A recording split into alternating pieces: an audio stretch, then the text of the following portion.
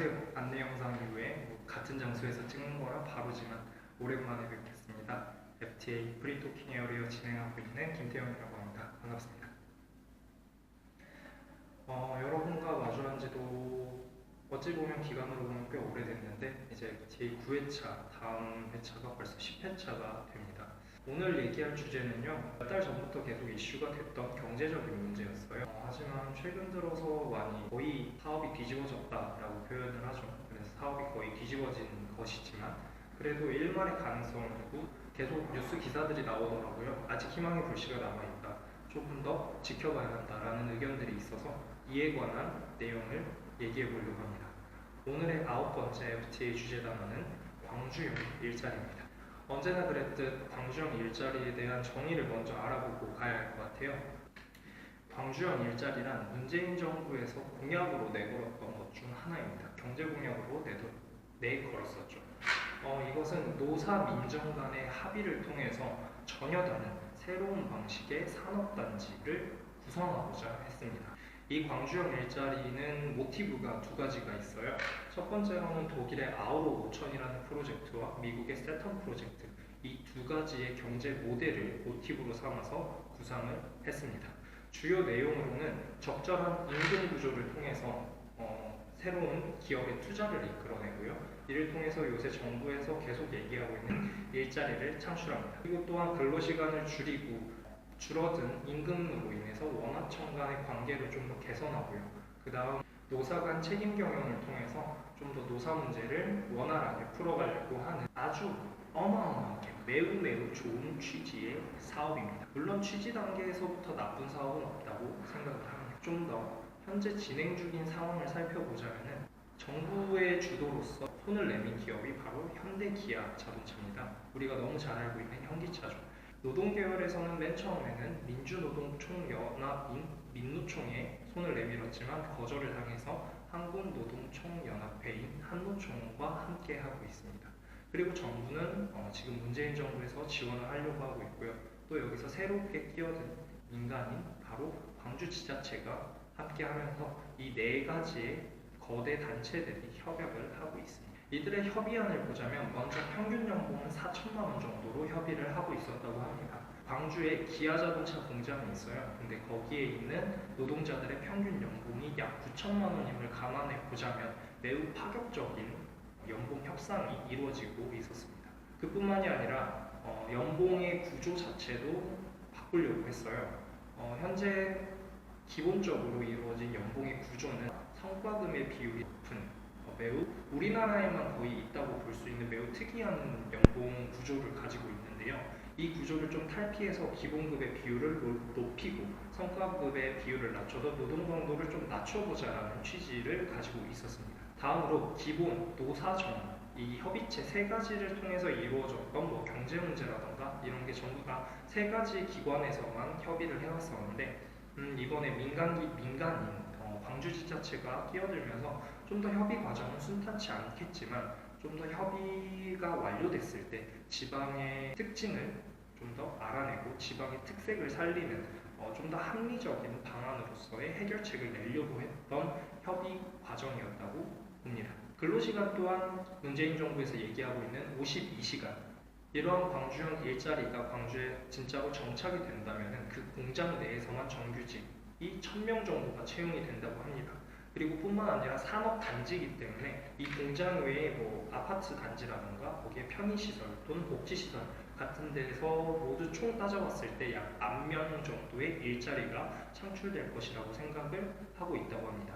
이는 문재인 정부가 추구하는 일자리 정책에 매우 도움이 되는 사업 중 하나였다라고 평가를 할 수 있을 것 같아요. 하지만 기사들을 보니까 이게 그렇게 녹록지 않고 지금은 아까도 말씀드렸다시피 사업이 거의 뒤집어질 위기에 처해 있어요. 아니 뒤집어졌다고 보는 게 맞는 것 같아요. 현재 정부와 그다음 민간인 광주지자체 같은 경우는 매우 쌍수벌려 환영이죠. 다만 이제 다른 두 가지 노사 즉 노동계 측과 또 사측 회사 측에서의 반대에 무너졌다고 하는데요. 물론 서로 간에 이익관계도 있고요, 이해관계도 있고 서로 간에 정쟁 같은 것도 있었을 거고요. 서로 안 맞는 점들이 분명히 있었을 거예요. 그렇기 때문에 이 과정이 순탄할 거다라는 기대는 1도 하지 않았습니다. 저도.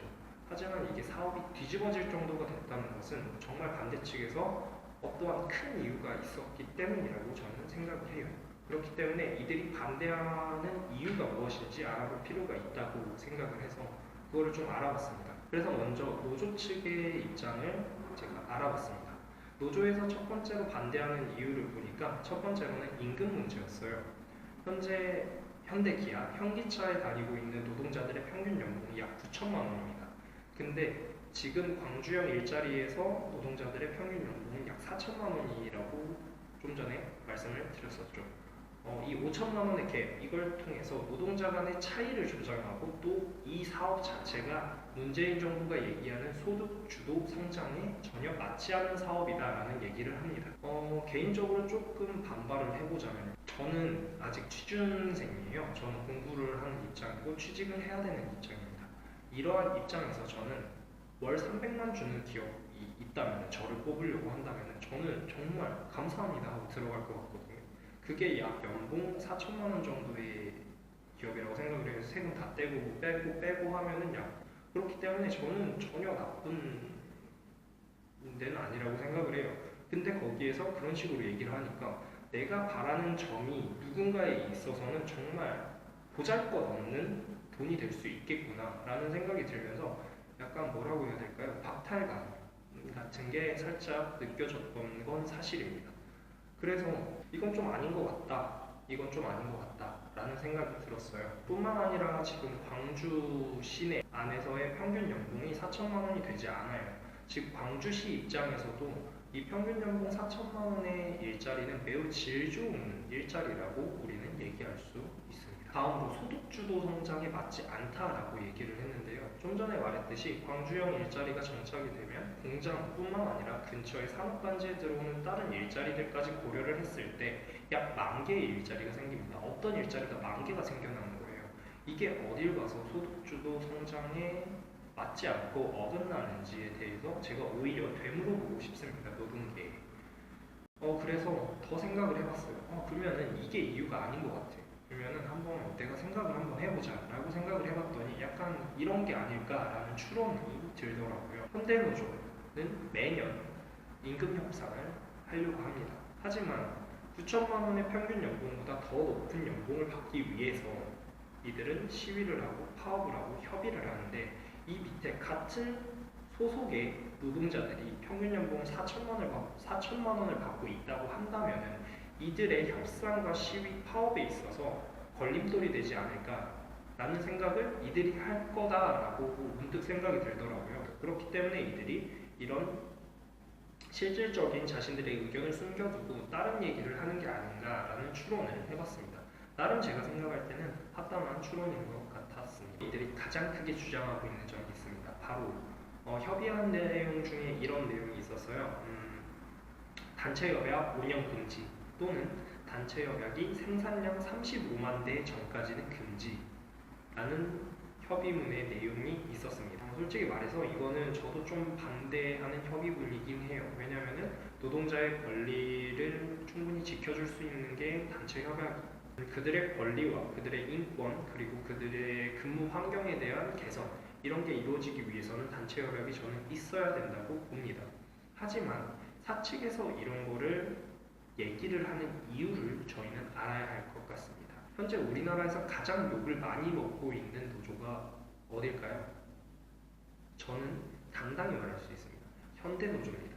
이들에게는 일반 시민들에게서까지 색안경이 끼어져 있는 노조입니다. 어떤 색안경이냐? 바로 귀족노조라는 별명이 있습니다. 이들에게는. 이들이 만약에 정당하게, 적절하게 노동자들의 권리를 원했고 노동자들의 임금을 원했으며 그거를 지켜주지 않았을 때 파업을 했고 시위를 했다면 정말 시민들, 우리 일반 시민들이 납득할 수 있을 정도로만 만약에 그들의 권리와 임금과 환경을 요구를 했다면요, 일반 시민들은 그렇게 노조에서 뒤돌아서지 않았을 겁니다. 하지만 그들이 지금까지 해온 업보, 행동들이 있기 때문에 너무나도 당연한 주장임에도 불구하고 우리는 그들의 얘기를 귀담아 들을 수 없을 지경에 이르렀습니다. 결과만을 보지 말고요, 결과가 나오기까지의 과정을 볼 필요가 있다고 봅니다. 다음으로 반대의 한 축, 현대에 대해서 말을 해보겠습니다. 현대에 대해서 얘기를 하려면 지금까지 쭉 이어져온 협의의 과정들을 살펴볼 필요가 있어요.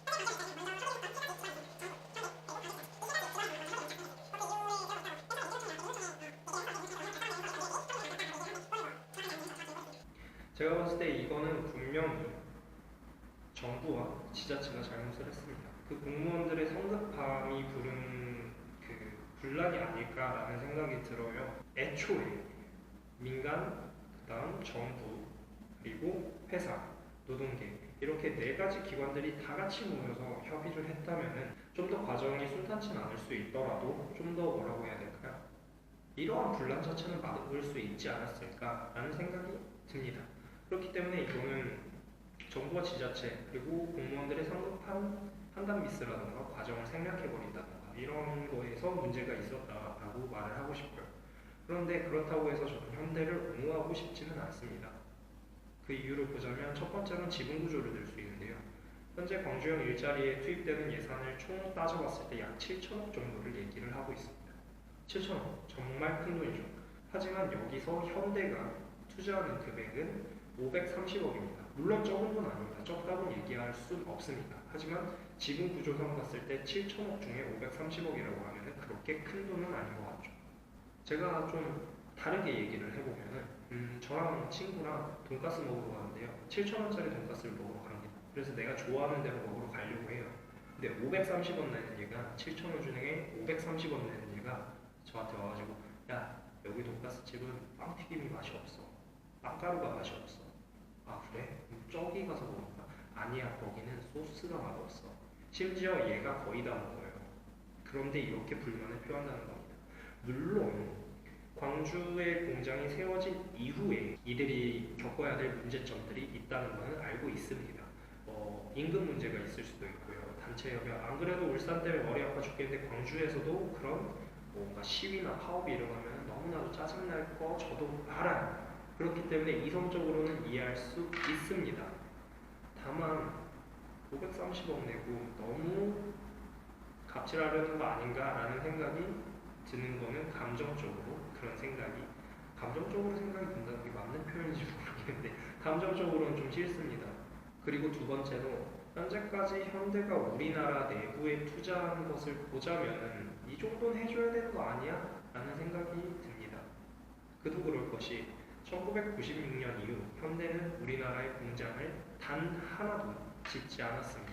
다른 유수의 대기업들, 삼성, SK, 하나 등등 많은 LG 뭐 이런 기업들은 한국에도 그래도 공장도 짓고 투자를 하려고 노력을 합니다. 하지만 현대는 96년 이후에 단 하나의 공장도 우리나라에 짓지 않았습니다.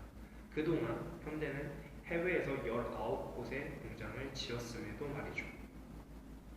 여기서도 물론 임금 싸고요. 교통비, 운송비가 싸니까 하려면 시장 근처에 공장을 짓는 게 어쩌면 너무나도 당연한 일입니다.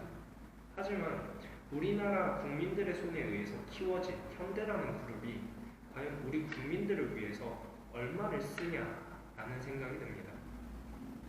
현대요, 이 530억 아까워하면서 삼성동, 한정부지, 신사옥 짓겠다고 10조 투자한 기업입니다.